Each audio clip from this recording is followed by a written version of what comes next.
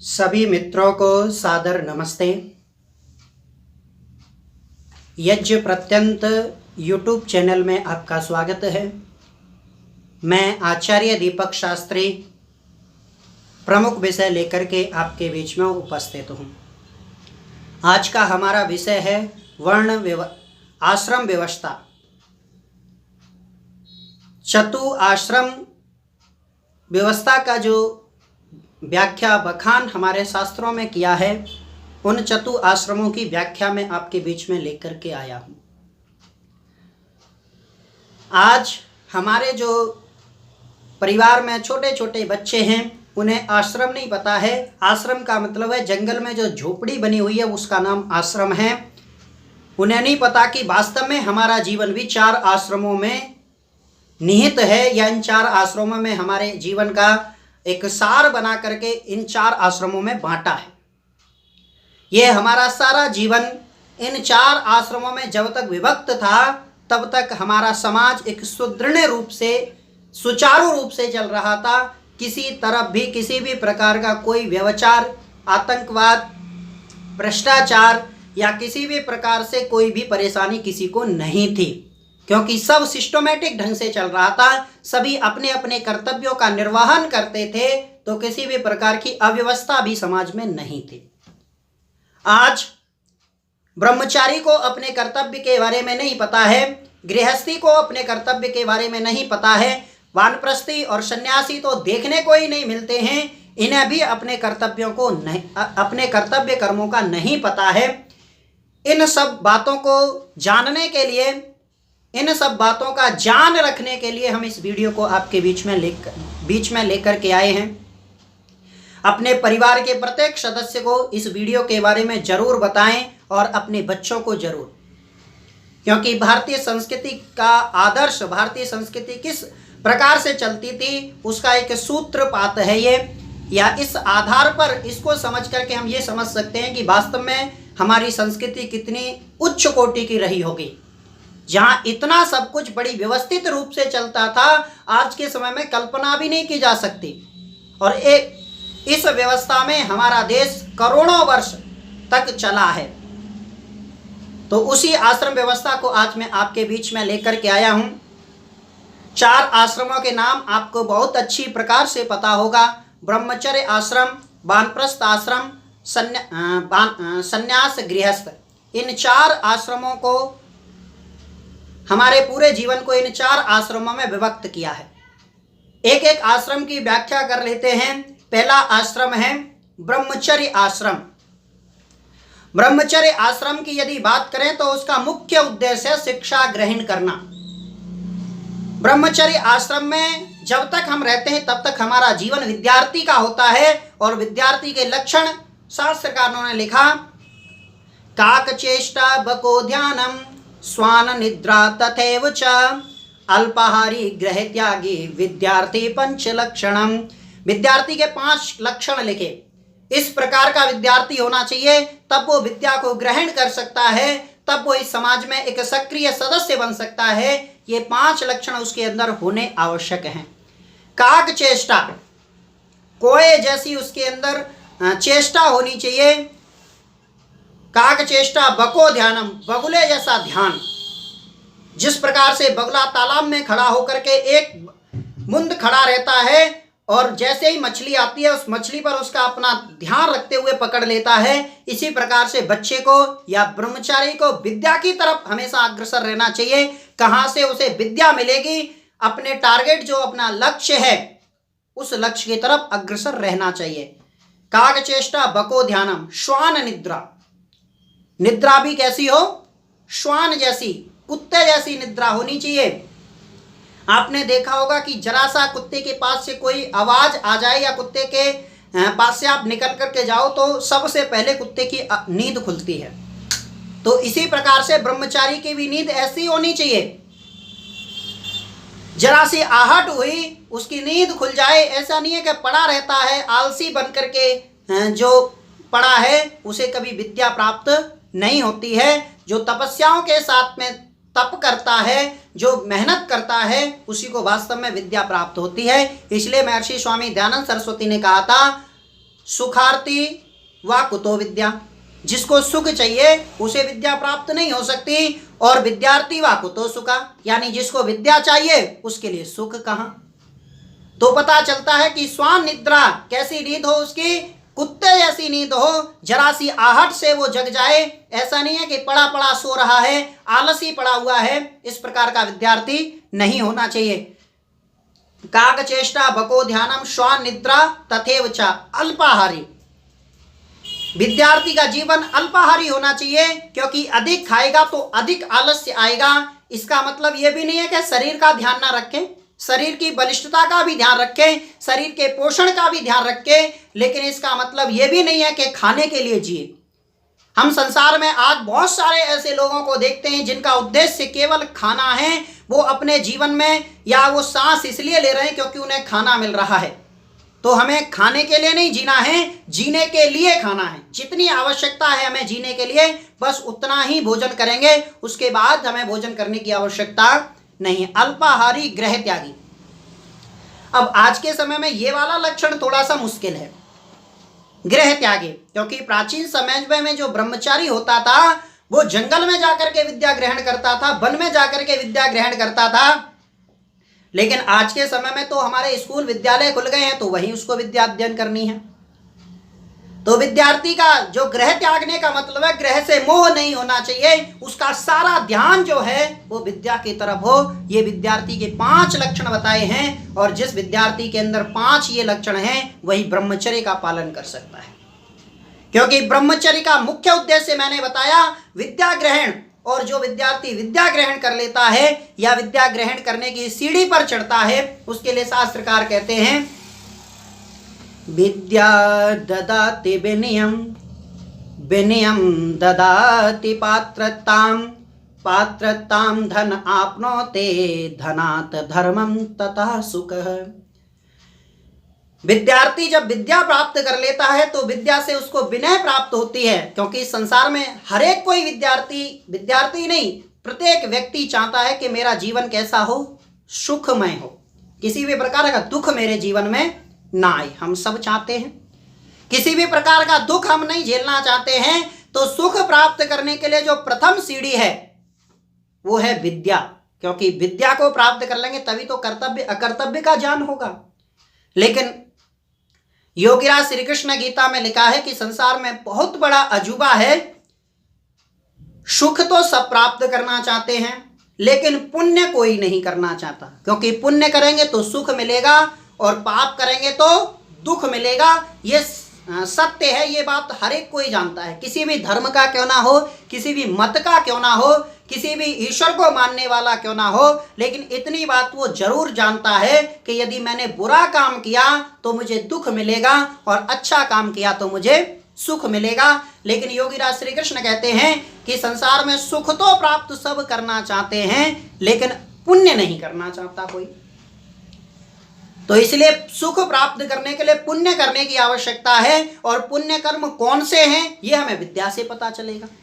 इसलिए प्रथम विद्या, तो विद्या ददाति विनयम, जिसके पास विद्या आ जाती है उसके अंदर विनय आ जाती है, विनम्रता आ जाती है। और ये विनम्रता इस प्रकार से होती है जैसे आपने आंधी में देखा होगा, जो फलदार वृक्ष है जब फल आता है तो झुक जाता है, और जो सूखे वृक्ष होते हैं जिन पे किसी भी प्रकार का फल नहीं लगा है उनमें अकड़ होती है और ऐसे सीधे खड़े होते हैं।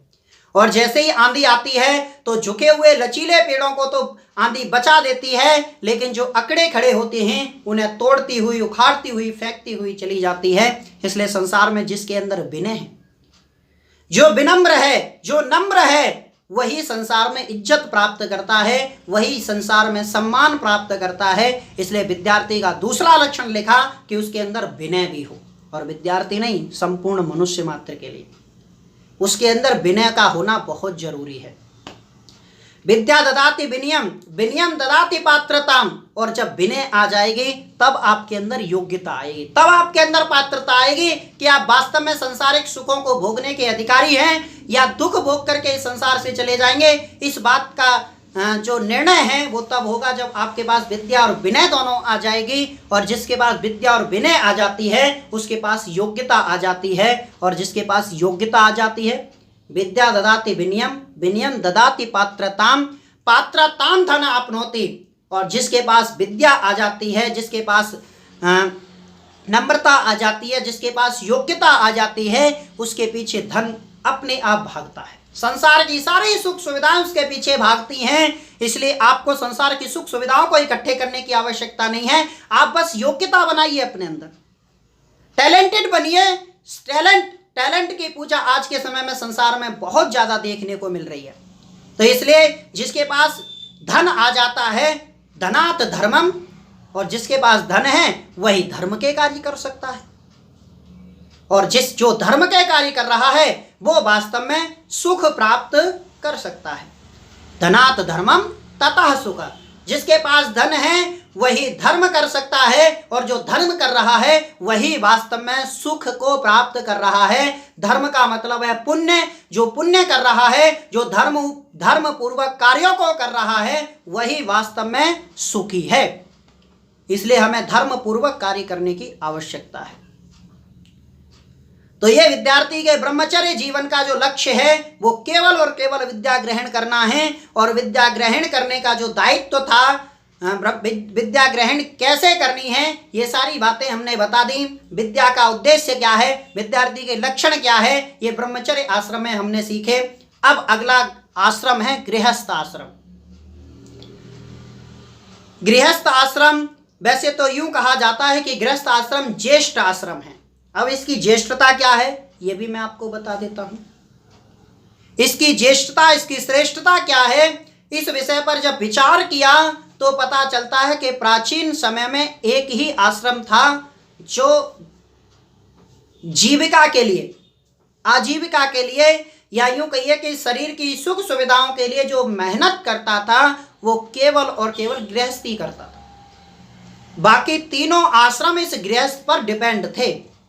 ब्रह्मचारी है तो गृहस्थ से भिक्षा मांग करके अपने जीवन को व्यतीत करेगा।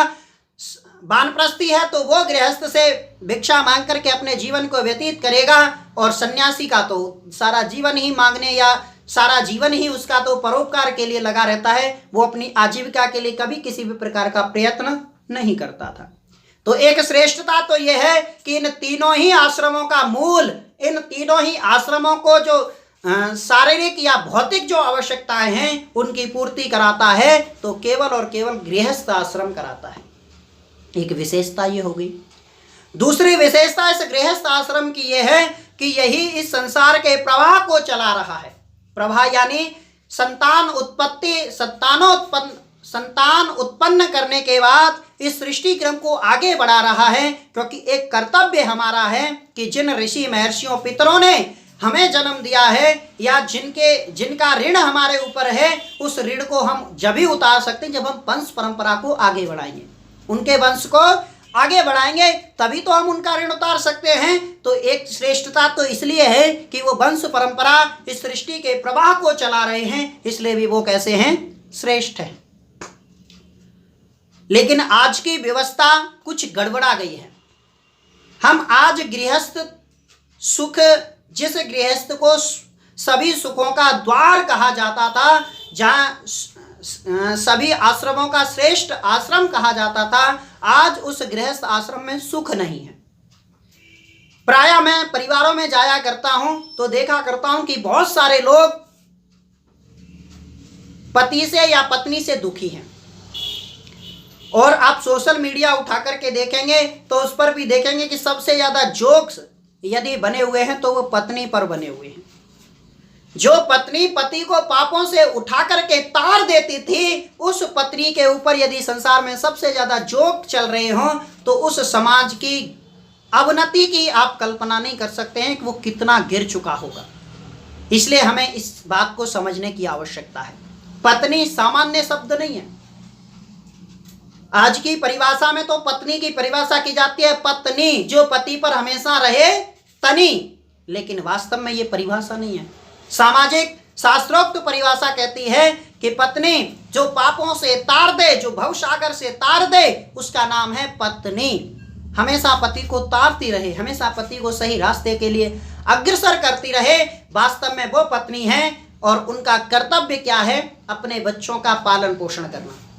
और उनके लिए यदि वो ऐसा नहीं करते हैं तो पाप के भागी बनते हैं। उनके लिए शास्त्रकार कहते हैं माता शस्त्रु पिता वैरी, ये नवालो न पाठ्यता ना सोवते सवा मध्य हंस मध्य बको यथा। अर्थात यदि माता अपने बच्चे को शिक्षा ग्रहण नहीं कराती है तो वह बेटे अपने पुत्रों की, अपनी बेटियों की शत्रु है। प्रथम कर्तव्य मां का है कि वो अपने बच्चों को संस्कारवान बनाए। प्रथम मां का कर्तव्य है कि वो अपने बच्चे को विद्यावान बनाए। मां का प्रथम कर्तव्य है कि वो अपने बच्चे को श्रेष्ठ जीवन प्राप्त कराए। ये मां का प्रथम कर्तव्य है। और यदि इस प्रकार का नहीं करती है तो मां शत्रु है। और वेद भगवान कहते हैं माता निर्माता भवति, माता वही है जो बच्चे का निर्माण करे।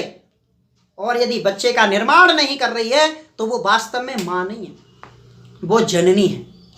जननी से मां तब बनती है जब वो बच्चे का निर्माण करती है, और बच्चे का निर्माण नहीं कर पाती है तो ऐसे मां के लिए वो शास्त्रकार कहते हैं माता शत्रु पिता वैरी। माता शत्रु है। और यदि पिता अपने पुत्र का पालन पोषण सही से नहीं कर रहा है, उसे विद्या प्राप्त नहीं करा रहा है, संस्कारवान नहीं बना रहा है, तो वो पिता कैसा है? बैरी है, वो आपका दुश्मन है। माता शत्रु पिता वैरी ये न वालो न पाठ्यता। यदि वो अपने बच्चों को संस्कारवान नहीं बना रहे हैं तो एक शत्रु और एक बैरी दुश्मन बन करके आपके जीवन में आए हैं। आगे उदाहरण दिया कि यदि ऐसा नहीं करेंगे तो बच्चे के साथ क्या होगा? हंस मध्य बको यथा ना सोवते शवा मध्य, यानी उसकी सभा में शोभा नहीं होगी। कहीं जहां चार आदमी समझदार बैठे होंगे वहां यदि आपका पुत्र पढ़ा लिखा नहीं है, समझदार नहीं है, तो वहां आपकी इज्जत कैसी होगी? उस बच्चे की इज्जत कैसी होगी? जैसे हंसों के बीच में बगुले की होती है। इसलिए अपने बच्चे को श्रेष्ठ बनाना, बच्चे को अच्छे संस्कार देना, ये प्रमुख कर्तव्य है माता पिता का। और गृहस्थ आश्रम में जाने का भी ये प्रमुख कर्तव्य है कि वह अपने बच्चों का, अपने संतान का ठीक प्रकार से शास्त्रोक्त उसका पालन करें। और यदि इस प्रकार का पालन नहीं कर पाते हैं तो कहीं ना कहीं वो पाप के भागी हैं। इस गृहस्थ आश्रम का भली प्रकार से मतलब नहीं जानते हैं। इसीलिए तो कहा है यदि पुत्र कुपुत्र है यदि पुत्र कुपुत्रा स्यात् व्यर्थो ही धन संचय, यानी पुत्र कुपुत्र है तो आपको धन संचय व्यर्थ में कर रहे हैं। यदि पुत्र बेकार है तो सारे धन को आपको नष्ट कर देगा, सारे धन को व्यय कर देगा, सारे धन को खत्म कर देगा। और यदि पुत्र सुपुत्र स्यात् को व्यर्थो ही धन संचय, हमारा धन संचय करना फिर भी कैसा है? व्यर्थ है। क्योंकि यदि पुत्र सुपुत्र आपने बना दिया, योग्य बना दिया, तो उसके पास इतनी योग्यता उसके पास होगी कि वो बहुत सारी सुख सुविधाएं संसार में इकट्ठी कर सकता है। इसलिए उसको धन की आवश्यकता नहीं है। तो इसलिए गृहस्थ का मुख्य कर्तव्य है कि वह अपने बच्चों का पालन करें, बच्चों का पोषण करें और बच्चों को श्रेष्ठ बनाएं, बच्चों को विद्यावान बनाएं, बच्चों को संस्कारवान बनाएं। ये मुख्य कर्तव्य गृहस्थ का है। लेकिन आज कहीं ना कहीं हम उस कर्तव्य से भटक गए हैं। इसलिए उसकी तरफ हमें जागरूक होने की आवश्यकता है, उस तरफ हमें कदम बढ़ाने की आवश्यकता है। गृहस्थियों को अपने कर्तव्यों को जानने की आवश्यकता है। क्यों? क्योंकि शास्त्रकार कहते हैं को अर्था पुत्रेण जानेन यो विद्वान न धार्मिका, को अर्था पुत्रेण जातेन यो न विद्वान न धार्मिका, यानी जो पुत्र न तो विद्वान है न धार्मिक है, ऐसे पुत्र को जनने से, ऐसे पुत्र को जन्म देने से भी कोई लाभ नहीं है। क्यों? कानेन चक्षुषा किंबा चक्षु पीड़ेन केवलम, जिस प्रकार से काणे व्यक्ति की जो आंख होती है उसका प्रयोजन क्या है? केवल पीड़ा ही देगी, केवल कष्ट ही देगी और किसी भी प्रकार का लाभ नहीं दे सकती है। इसलिए हमें पुत्र कैसा बनाने की आवश्यकता है? विद्वान और धार्मिक पुत्र बनाने की आवश्यकता है। ये गृहस्थ का परम कर्तव्य है, प्रथम कर्तव्य है। और यदि इस प्रकार का कार्य वो नहीं कर पा रहे हैं तो समझ लेना कहीं ना कहीं वो अपने कर्तव्यों से वंचित हैं, अपने कर्तव्यों को नहीं समझ पा रहे हैं। इसलिए इन्हें समझने की आवश्यकता है। वरम एको गुड़ी पुत्रो, चाहे पुत्र एक ही हो लेकिन कैसा हो? गुड़ी हो, गुणवान हो। जैसे उदाहरण दिया, आकाश में तारे हैं, तारों से उतना प्रकाश नहीं होता है, एक अकेला चंद्रमा के निकल आने से चारों तरफ प्रकाश हो जाता है। ऐसे ही यदि आपका एक पुत्र है और गुणवान है तो 1000 पुत्रों से अच्छा है। जहां 1000 पुत्र कार्य नहीं कर सकते हैं वो अकेला पुत्र कर सकता है। इसलिए माता पिता का, गृहस्थ आश्रम का मुख्य कर्तव्य है कि वो अपने बच्चों का, अपने संतान का निर्माण करें और उन्हें गुणी संस्कारवान बनाएं। अगला आश्रम है वानप्रस्थ आश्रम। वानप्रस्थ आश्रम का एक सिस्टमेटिक ढंग हमारे ऋषि महर्षियों ने चलाया था। ब्रह्मचारी जब विद्या ग्रहण करेगा तो उसे पढ़ाएगा कौन? तो उसे पढ़ाएगा सन्यासी। अब गृहस्थियों को अपने कर्तव्यों का पालन कौन बताए कि तुम्हें कैसे करना है? आज तो कोई बताने वाला नहीं है।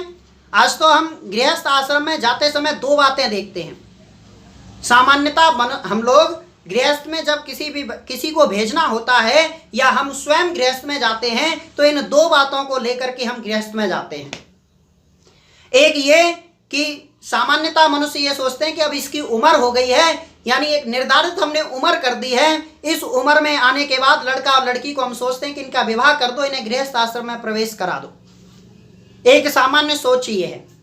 लेकिन इससे कुछ श्रेष्ठ कह लीजिए या इससे जो कुछ समझदार लोग हैं उनकी सोच है कि चलो लड़का और लड़की अपने पैरों पर खड़े हो गए हैं, अब इनका विवाह कर दो। यानी पैसा कमाने लगे हैं, हर प्रकार की सुविधाएं इनके पास हैं, अब इनको गृहस्थ में प्रवेश करा दो। लेकिन क्या वास्तव में ये दोनों मापदंड ठीक है? नहीं, क्योंकि ऋषि महर्षि कहते हैं, महर्षि स्वामी दयानंद सरस्वती संस्कार विधि में लिखते हैं कि यदि गुण कर्म स्वभाव और गृहस्थ चलाने की योग्यता यदि उनमें ना हो तो कुंवारे ही रहें, लेकिन गृहस्थ में प्रवेश ना करें। इसलिए गृहस्थ की जो योग्यता है, गृहस्थ को चलाने की जो योग्यता है वो उनके अंदर कितनी है, इसका भी एक मापदंड होने की आवश्यकता है। और प्राचीन काल में हुआ करता था ऐसा, आज के समय में नहीं हो पा रहा है। वो कारण, उसका जो दुष्परिणाम है वो भी हम आप देख रहे हैं। तो गृहस्थ के ऊपर एक व्यक्ति हुआ करता था जो गृहस्थ के कर्तव्यों को बताया करता था, उसका नाम था वानप्रस्थी।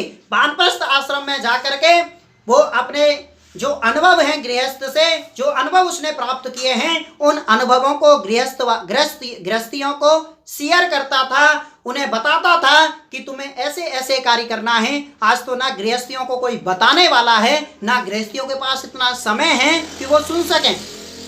इसलिए गृहस्थियों को जागने की आवश्यकता है और वानप्रस्थियों को अपने कर्तव्यों की तरफ जागरूक होने की आवश्यकता है। उनका प्रमुख कर्तव्य है कि वो गृहस्थियों को सही और गलत बताएं, कर्तव्य अकर्तव्य के बारे में बताएं, पुण्य और पाप के बारे में बताएं। ये सारे कार्य करने का जो दायित्व है वो वानप्रस्थ आश्रम में आ जाता है। वानप्रस्थी का ये प्रमुख लक्षण है। और अगला आश्रम है संन्यास आश्रम। संन्यास आश्रम का मुख्य कर्तव्य है ब्रह्मचारी को विद्या ग्रहण कराना, क्योंकि विद्या कौन ग्रहण करा सकता है? जिसने ब्रह्मचर्य आश्रम में रह करके तप करते हुए विद्या ग्रहण की हो। अब विद्या ग्रहण कर ली, उसके बाद गृहस्थ आश्रम में आकर के गृहस्थ के सभी अनुभवों को इकट्ठा कर रखा हो, गृहस्थ के सभी सुखों को भोग करके वानप्रस्थ में आकर के जो ब्रह्मचर्य में विद्या ग्रहण की थी वो गृहस्थ के कार्यों में आकर के संतान उत्पत्ति इत्यादि कार्यों में लगते हुए वो विद्या थोड़ी सी जो क्षीण हो गई थी, कम हो गई थी, उसे पूरा वानप्रस्थ आश्रम में करते हुए फिर जब संन्यास में आता है, जब मैच्योर हो जाता है, पक जाता है पूरी तरीके से, जब वो विद्या ग्रहण कराएगा तो ब्रह्मचारी का निर्माण तो निश्चित रूप से होगा ही। तो सन्यासी का मुख्य कर्तव्य है कि ब्रह्मचारी को क्या? विद्या ग्रहण कराए। विद्या ग्रहण कराना ही ब्रह्मचारी का, सन्यासी का सबसे बड़ा लक्षण है, क्योंकि शास्त्रकार भी कहते हैं ब्रह्म ज्ञान सबसे बड़ा, मानी ब्रह्म दान, जो विद्या का दान है वो श्रेष्ठ दान है। इससे बड़ा संसार में कोई दान नहीं है। बड़े सौभाग्यशाली हैं वो लोग जो इस संसार को विद्या ग्रहण करा पा रहे हैं या विद्या का पठन पाठन करा रहे हैं। ऐसे सभी लोग बड़े सौभाग्यशाली हैं। सर्वेषां मेव दानानां ब्रह्म दानम विशिष्यते।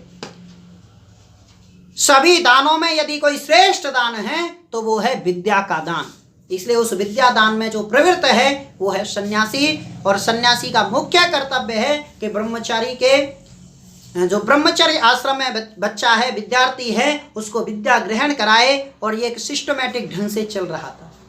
इन सब का कर्तव्य में यदि एक बात मैं कहना चाहूँ तो महर्षि स्वामी दयानंद सरस्वती के तीसरा जो नियम लिखा है उस पर हमें जाना पड़ेगा। वो लिखते हैं, वेद सब सत्य विद्याओं का पुस्तक है, वेद का पढ़ना पढ़ाना और सुनना सुनाना सब आर्यों का परम धर्म है। धर्म ही नहीं, परम धर्म। इन चारों ही आश्रमों का मैं परम धर्म आपको बता रहा हूं क्या है। चारों ही आश्रमों का जो परम धर्म है वो है वेद का पढ़ना पढ़ाना। पढ़ेगा कौन? ब्रह्मचारी। पढ़ाएगा कौन? सन्यासी। पढ़ने का कर्म है, पढ़ने का कर्तव्य है ब्रह्मचारी का, पढ़ाने का कर्तव्य है सन्यासी का। सुनना सुनाना, सुनाएगा कौन? वानप्रस्थी। सुनेगा कौन? गृहस्थी। ये एक सिस्टम पूरा महर्षि स्वामी दयानंद सरस्वती ने चारों ही आश्रमों का जो धर्म है, धर्म ही नहीं परम धर्म, परम कर्तव्य बताते हुए वो कहते हैं कि ब्रह्मचारी को पढ़ना, सन्यासी को पढ़ाना, गृहस्थी को सुनना, वानप्रस्थ को सुनाना, ये चार काम हमारे चारों ही आश्रम वालों को निश्चित रूप से करने चाहिए। और जहां ये चारों कार्य होना प्रारंभ हो जाएंगे, देखते रहना, आप देखते ही देखते हमारे समाज में राम राज्य की स्थापना हो जाएगी। इन चारों ही आश्रमों को समझने के लिए इस वीडियो को पूरा सुने, क्योंकि समय बहुत ज़्यादा नहीं है, लेकिन चारों ही आश्रमों की व्याख्या बहुत बड़ी है। संक्षेप में ये व्याख्या मैंने आपके बीच में की है। यदि आपको हमारा प्रयास अच्छा लगे तो आप हमारे चैनल को सब्सक्राइब करें, लाइक करें, कमेंट करके हमें बताएं कि हमारी ये वीडियो आपको कैसी लगी। आप सब लोगों का बहुत बहुत धन्यवाद।